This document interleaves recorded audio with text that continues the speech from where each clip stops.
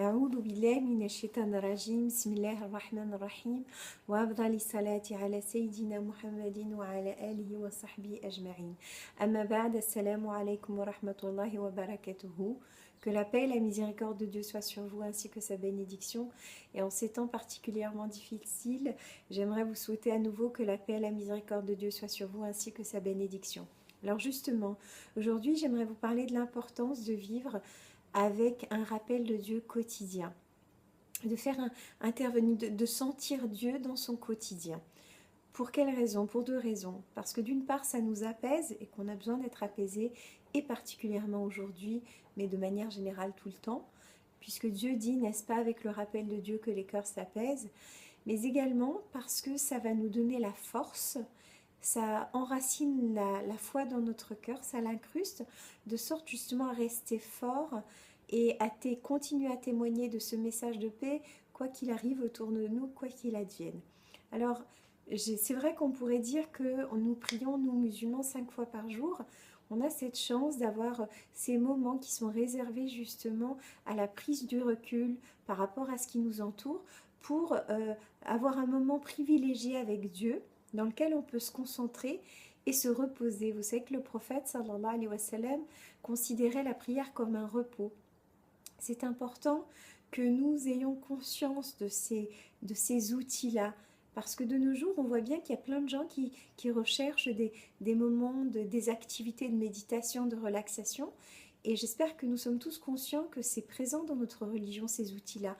Encore faut-il savoir les exploiter. Alors oui, la prière, c'est un petit moment de repos qui nous est accordé et qu'on devrait considérer comme tel, mais ça ne suffit pas. Et c'est bien pour cette raison qu'Allah subhanahu wa ta'ala dans le Coran va beaucoup insister sur l'importance du rappel. Et rappel, voilà ce que dit le Coran, et rappel, car le rappel profite aux croyants. Voyez, le rappel profite aux croyants. Nous allons profiter de ce rappel. Comme je le disais tout d'abord, ça va nous apaiser d'abord nous. Ensuite, ça va permettre d'apaiser les gens autour de nous. Et puis, ça va nous donner cette force de pouvoir affronter la vie, parce que parfois elle est difficile. Alors à défaut de pouvoir vous reprendre la majorité des versets, vous savez il y a plus de 6000 versets dans le Coran, j'aimerais juste en reprendre avec vous quelques-uns, de sorte à ce qu'on saisisse vraiment justement la portée de ces versets-là et la force qu'ils peuvent nous donner, en fait leur valeur. Alors, comme je le disais, à défaut de les faire tous, je reprends juste quelques-uns de ces versets, de cette parole divine, qui sont des outils et qui nous permettent de vivre le plus sereinement possible avec du recul. Par exemple, une des paroles que je trouve profondément utile, c'est le verset dans lequel Dieu dit « Et il se peut que vous détestiez quelque chose dans laquelle il y a un grand bien. » Il se peut que vous détestiez quelque chose dans laquelle il y a un grand bien. Je me dis que si tous les matins on se levait et qu'on se répétait ce verset-là en l'occurrence, eh bien, du coup, ça nous permettrait vraiment de relativiser par rapport à tout ce qui peut nous arriver, en ayant cette confiance que derrière chaque épreuve, chaque difficulté, il y a un grand bien. Vous savez, il s'agit d'un verset du Coran. Et nous, en tant que musulmans, nous attestons qu'il n'y a de Dieu que Dieu et que Mohammed est son messager. Et donc, nous attestons que toute cette parole est vérité. Et en effet, si vraiment tous les matins on se disait, quoi qu'il arrive, je sais qu'il y a des choses que je ne vais pas apprécier, mais que dans lesquelles il y a un grand bien. Cette confiance, c'est un cercle vertueux. Pour avoir cette confiance et cette confiance en ce genre de verset et du coup en cette appréciation de la vie beaucoup plus positive, il faut vivre dans ce rappel de ces versets, de ces paroles, de la parole du prophète sallallahu alayhi wa sallam et de la parole des prophètes en général. Et aujourd'hui, on va en voir quelques exemples. Alors pour matérialiser un petit peu ce verset, j'aimerais vous rappeler une des histoires qui figure dans la sourate La Caverne, cette sourate dont on a déjà parlé, enfin dont je vous ai déjà parlé en exprimant l'importance de la lire toutes les semaines, tous les vendredis. Et le prophète sallallahu alayhi wa sallam nous encourage à profiter, à exploiter cet outil qu'est la parole de Dieu en nous disant que si on lit cette sourate-là tous les vendredis, elle est une lumière. Il y a plusieurs versions de hadith, mais la lumière, c'est intéressant parce que c'est ce qui permet de nous éclairer la vie. Et à défaut de reprendre toutes les histoires, je vais reprendre juste un échange entre Moussa alayhi salam, notre prophète Moussa, et El-Khidr. Vous savez, c'est un sage qui, justement, qui portait en lui des sagesses, justement, que Moussa alayhi salam, Moïse, souhaitait acquérir. Et donc, il lui a demandé, évidemment par la volonté de Dieu, de le suivre dans son chemin, pour pouvoir profiter de son enseignement. Première des choses, c'est que Moïse, en tant que prophète, Moussa alayhi salam, est constamment à la recherche d'enrichissement de savoir. Et ça, c'est la première des clés. Il faut continuer tout le temps, être dans la démarche d'apprendre, de s'enrichir, de s'assagir. Et donc, il va le suivre. Bien sûr, le Khidr va lui dire dans un premier temps, tu ne sauras pas patienter. Et ça, c'est une des deuxièmes clés. La patience, le fait de ne pas se laisser submerger et accabler par ce qui nous arrive. La prise de recul. On sait que ce qui nous arrive de mal, il peut y avoir un grand bien. Et donc, en étant un petit peu patient, eh ben, on peut justement profiter d'une vie plus sereine, plus paisible. Et donc, Moussa alayhi salam, qui est un prophète, va entendre de la part de l'Khidr qu'il ne pourra pas patienter. Il va toutefois lui dire « Inch'Allah, je serai patient ». Et commencent leur chemin ensemble. Dans un premier temps, le Khidr va ébrécher un bateau qui appartient à des pauvres gens. Alors Moussa alayhi salam, bien sûr, naturellement et humainement, va lui dire « Mais comment fais-tu une chose pareille ?» Le Khidr va le rappeler alors en lui rappelant son devoir de patience. Et en lui rappelant à lui, il nous le rappelle à nous. On a un devoir de patience au quotidien, quoi qu'il advienne, même si les choses nous paraissent difficiles à admettre, à avaler. Dans un deuxième temps, il rencontre un enfant et il lui ôte la vie. Bien sûr, encore une fois, Moussa alayhi salam est choqué et le Khidr va lui rappeler son devoir de patience. Et enfin, la troisième des situations à laquelle ils sont confrontés, c'est que le Khidr va demander à un peuple de les accueillir et ce peuple va refuser. Indépendamment de cet échange, le Khidr va constater qu'un mur est sur le point de s'effondrer et donc va le réparer. Moussa alayhi salam, interpellé, va lui dire « Tu aurais dû monnayer le fait de réparer ce mur en échange de l'accueil du gîte et du couvert. » À ce moment-là, le Khidr va lui dire « Tu vois, tu n'as pas su patienter. » Il va lui dire « Nos chemins vont se séparer. Ceci étant, avant, j'aimerais t'expliquer la raison de mes actes. » Et c'est très important de faire des ponts, de créer des ponts avec le quotidien, avec notre quotidien, à chacun d'entre nous. Dans un premier temps, il lui dit « La barque appartenait à des pauvres gens. Et je l'ai ébréchée parce qu'un roi injuste s'apprêtait à réquisitionner tous les biens des pauvres gens.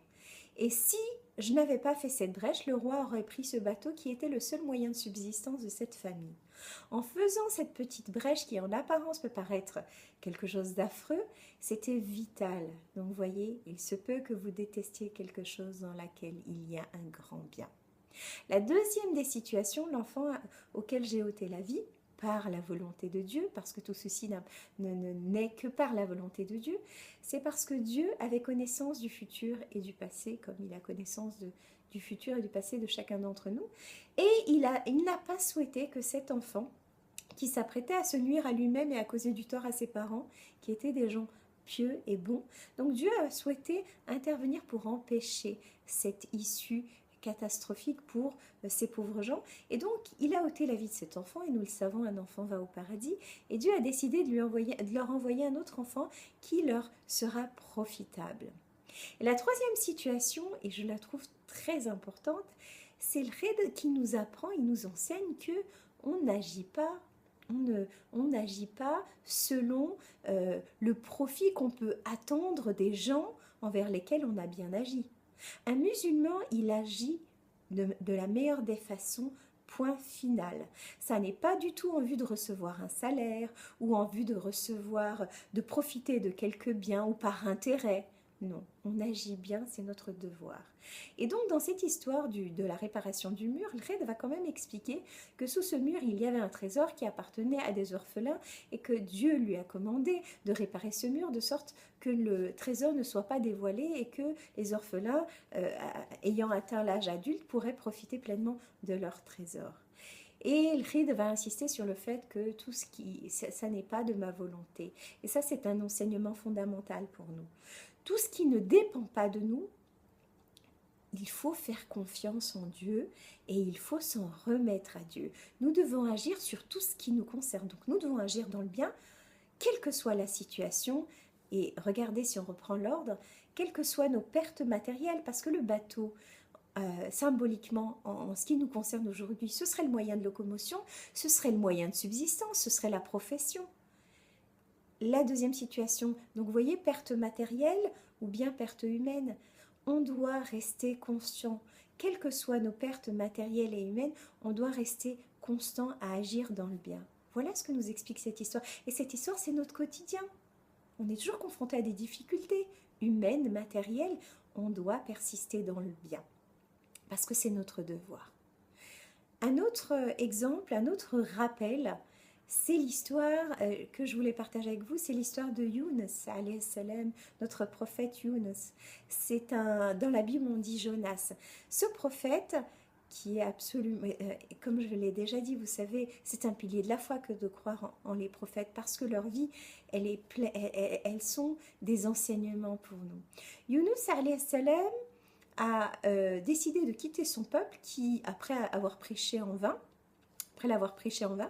il a décidé de s'en aller, fatigué de leur mécréance, et il a souhaité aller le plus loin possible. Arrivé à un port, il s'apprête à embarquer, or, par la volonté de Dieu, la mer devient agitée et il a fallu jeter une personne par-dessus bord. Or, le sort le désigne plusieurs fois. Ainsi, Younus alayhi salam comprend que par la volonté de lui, c'est lui que ça concerne. Et donc, il décide de se jeter à l'eau. Et il est avalé par une baleine. Et voyez cette prise de recul. Voyez, on fait des choix dans la vie. Toujours faire des liens, ça n'est pas abstrait, ce ne sont pas des légendes. Ce sont des histoires qui sont des rappels pour nous. Et vous savez, comme je le disais, je vous l'ai déjà dit, les premières sourates du Coran, elles évoquaient beaucoup les histoires des prophètes. D'abord, nous rappeler leur vie qui sont à plein d'égards proches des nôtres. Et c'est important que de les utiliser. Ce sont des outils. La religion, c'est un outil pour pouvoir vivre le mieux possible sur terre et Inch'Allah, pouvoir prétendre au paradis. Et donc Younus alayhi salam, après avoir fait son choix, sans attendre la décision divine, la révélation divine, il va subir des épreuves. Et pour un croyant, et c'est vraiment sur cela que j'insiste, c'est pour ça qu'il faut se rappeler constamment ce genre de choses, parce que le rappel, il va nous profiter. Pour un croyant, quand on fait des choix, on a le droit de se tromper, bien sûr, et on va avoir des épreuves. De ces épreuves-là, il ne faut voir que du positif. Et on revient au premier verset. Il se peut que dans quelque chose que vous détestiez, il y a un grand bien. Que vous détestiez quelque chose dans laquelle il y a un grand bien. Il va subir ces épreuves-là qui vont lui permettre de prendre ce recul. Et ça n'est que à l'intérieur de la baleine que Younus alayhi salam va invoquer Dieu en le glorifiant, en se remettant en question. Et ça aussi, c'est une clé pour avancer. De se remettre constamment en question. Et à ce moment-là, il va reconnaître qu'il a été parmi les injustes. Et Dieu va aimer. Ça fait partie des choses, des façons de se repentir les plus majestueuses. Dieu va aimer que Younus alayhi salam se considère, admette qu'il faisait partie des injustes. Et à ce moment-là, Dieu va le sauver. Younus alayhi salam va être rejeté sur la terre ferme et il va retrouver son peuple qui, par la volonté de Dieu, s'est mis à croire.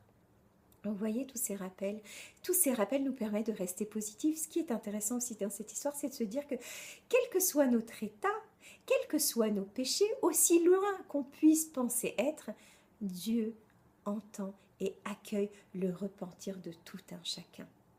C'est vraiment important d'avoir ce genre de rappel. Mais qu'est-ce qui nous permet d'être optimistes ben, c'est le rappel. En l'occurrence, un autre verset nous dit « Et ne désespérez jamais de la miséricorde de Dieu ». Vous voyez, tout ce genre de rappel, ça nous permet d'espérer. Donc c'est positif. Ça nous apaise parce que de vivre dans l'espoir, c'est apaisant. Et ça nous donne la force d'avoir confiance en notre religion, notre spiritualité. Et c'est un cercle vertueux, comme je le disais. Alors, vous voyez, c'est un ensemble d'outils, ces rappels. Et parmi les outils qui sont fondamentaux et que je trouve que nous négligeons bien souvent, ce sont les invocations. J'aimerais vous rappeler 2 petites invocations que je trouve essentielles à répéter au quotidien. La première des invocations, c'est celle qui dit « Dieu ne fait pas que cette vie soit l'essentiel de nos préoccupations ». Non pas qu'on ne doit pas s'y investir, bien au contraire. Mais en disant cette invocation, et vous savez, Dieu dit « Je suis proche et je réponds à l'invocateur s'il m'invoque ». En prononçant cette invocation, Dieu nous rend cette vie moins angoissante, moins stressante. Et une deuxième invocation dont moi je profite pleinement et au quotidien, c'est celle qui dit « Dieu protège-moi de l'angoisse et de la tristesse et de la lâcheté et de l'incapacité et de la fainéantise ». Ce sont des invocations que je n'ai pas terminées. Vous les retrouvez dans les petits livres des invocations. Ce sont des invocations qui sont des clés.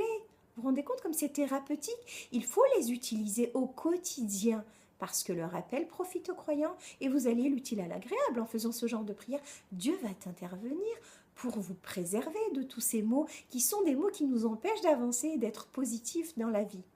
Et il faut apprendre ces invocations à vos enfants. Je vous laisse les chercher dans les livres des invocations. Et enfin, une dernière des clés que le prophète sallallahu alayhi wa sallam nous a donnée et que je vous encourage vraiment à utiliser, c'est le repentir, la demande de pardon. Le fait de dire astaghfirullah. Le prophète sallallahu alayhi wa sallam, qui est notre prophète et le messager de Dieu, l'ultime messager, répétait souvent la demande de pardon. Et vous savez, c'est très important de demander pardon à Dieu parce que ça nous renvoie à notre humilité, d'être conscient qu'on fait des erreurs, qu'on commet des erreurs volontairement et parfois involontairement. Et aussi, c'est positif parce que ça nous rappelle la grande capacité de Dieu à accueillir notre repentir parce qu'il est le pardonneur. Et le prophète sallallahu alayhi wa sallam, pour nous encourager à justement allier l'utile à l'agréable, l'utile, l'invocation avec Dieu, l'agréable parce que ça va nous apaiser, le prophète sallallahu alayhi wa sallam nous dit « Celui qui multiplie la demande de pardon, Dieu va à chaque peine lui offrir un soulagement, un apaisement. À chaque problème, chaque situation étroite, Dieu va lui offrir une issue favorable. Et Dieu va lui envoyer des bienfaits et des richesses par des moyens insoupçonnés, par des voies insoupçonnées. » Regardez, si on a ce genre de hadith, c'est pour nous motiver à cela. Et pourquoi ?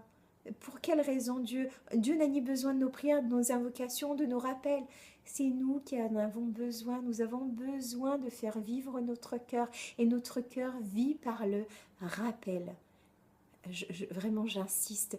L'istighfar, demander pardon à Dieu, c'est très simple. Au lieu d'attendre de vous fâcher parce qu'on vous fait attendre, vous êtes dans l'istighfar, Et ça, c'est un rappel quotidien qui va vous rappeler la grandeur de Dieu. Et vous verrez les bienfaits qui vont en découler, puisque c'est le prophète sallallahu alayhi wa sallam qui le dit. Voilà, profitez bien de votre spiritualité, exploitez toutes les clés qui nous sont données et qui sont là juste pour nous faire du bien. Profitez-en et faites-en profiter les gens autour de vous. Voilà, que la paix et la miséricorde de Dieu soient sur vous, ainsi que sa bénédiction. Restez patients et restez dans le rappel de Dieu, Inch'Allah, et qu'Allah apaise nos cœurs et il apaise le cœur de tous ceux qui nous entourent. Voilà, des invocations pour ma famille. Assalamu alaikum wa rahmatullahi wa barakatuhu.